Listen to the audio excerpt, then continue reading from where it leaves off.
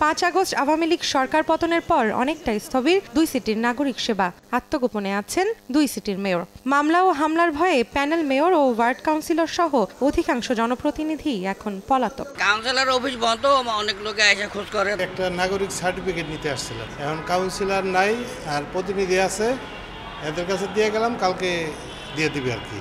জনপ্রতিনিধিদের অনুপস্থিতিতে ভোগান্তিতে পড়েছেন নাগরিকরা। জাতীয়তা ও চারিত্রিক সনদ, উত্তরাধিকার সনদ, জন্মমৃত্যু সনদ, জন্ম নিবন্ধন সংশোধন, ওয়ারিশ ও প্রতিবন্ধী ভাতা সত্যায়িতর মতো প্রায় 14টি সেবা থেকে বঞ্চিত সিটি কর্পোরেশনের বাসিন্দারা। নতুন যারা জন্ম নিবন্ধন করতে আসে, ঘুরে যাইতেছে, টিকা দেওয়ার জন্য অনেকে আইসা ঘুরে যাইতেছে। সুযোগ সুবিধা সাধারণ জনগণ পায়, সেই সুবিধাগুলোর কথা বিবেচনা করে তারা যদি একজন প্রতিনিধি নিয়োগ করে, সেক্ষেত্রে আমাদের জন্য খুবই সুবিধা হবে।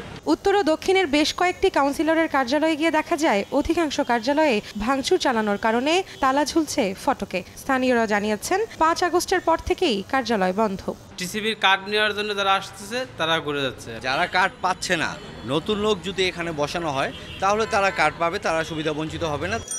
প্রশাসক নিয়োগের মাধ্যমে সচল রাখার চেষ্টা করা হলেও নির্বাচিত প্রতিনিধি কার্যালয়ে না থাকায় ভোগান্তির শেষ নেই প্রয়োজনে আসা সেবা প্রত্যাশীদের। তবে কিছু কার্যালয়ে স্বল্প সংখ্যক কর্মী দিয়ে চেষ্টা চালানো হচ্ছে কার্যক্রম চালু রাখার। প্রশাসক সাহেব যখন এসেছেন, এখনো আমাদেরকে যেভাবে ডেকে বা বলা দরকার সেটা করেনি। এখনো আমাদেরকে কোনো ইনস্ট্রাকশন দেননি। আমার অফিস পুরা গেছে, একটা চিঠি দিয়েছি, আমি জিডি করেছি, আমি জিডির কপিও দিয়েছি, এখানে বসতে পারতেছি না, আমি বাসায় বসে কাজ করছি, এটারও চিঠি তার কাছে দেওয়া আছে। দক্ষিণ সিটির প্রশাসক জানান, জন্ম ও মৃত্যু সনদ সহ অন্যান্য কার্যক্রম অব্যাহত রয়েছে। তবে কাউন্সিলরদের দায়িত্ব পালনের বিষয়ে সিদ্ধান্ত নেবে অন্তর্বর্তী সরকার। আগামী 1 সপ্তাহের মধ্যে সব সেবা কার্যক্রম চালু হবে বলে আশ্বস্ত করেন উত্তর সিটির প্রধান নির্বাহী কর্মকর্তা।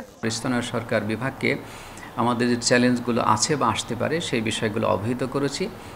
আমরা আশা করি কোনো একটা নির্দেশনা পেয়ে যাব। চেষ্টা চালিয়ে যাচ্ছি আমাদের সেবা স্বাভাবিক রাখার জন্য। স্পেসিফিক আসে যে এই সেবাটা পাচ্ছে না, সেক্ষেত্রে আমরা তাৎক্ষণিকভাবে ব্যবস্থা গ্রহণ করতে পারবো আমাদের বিকল্প পদ্ধতিতে। এই মুহূর্ত পর্যন্ত আমাদের কাছে এরকম কোনো অভিযোগ আসে নাই যে জনগণ আদৌ সেবা পাচ্ছে না। যেসব কর্মকর্তা আমরা দায়িত্ব দেব তাদেরকে ওই জন্ম নিবন্ধন সহ অন্যান্য যে সার্টিফিকেটগুলো দেয়, অন্যান্য যে সার্ভিস, সেগুলোও তাদেরকে অ্যাসাইন করে দেওয়া হবে।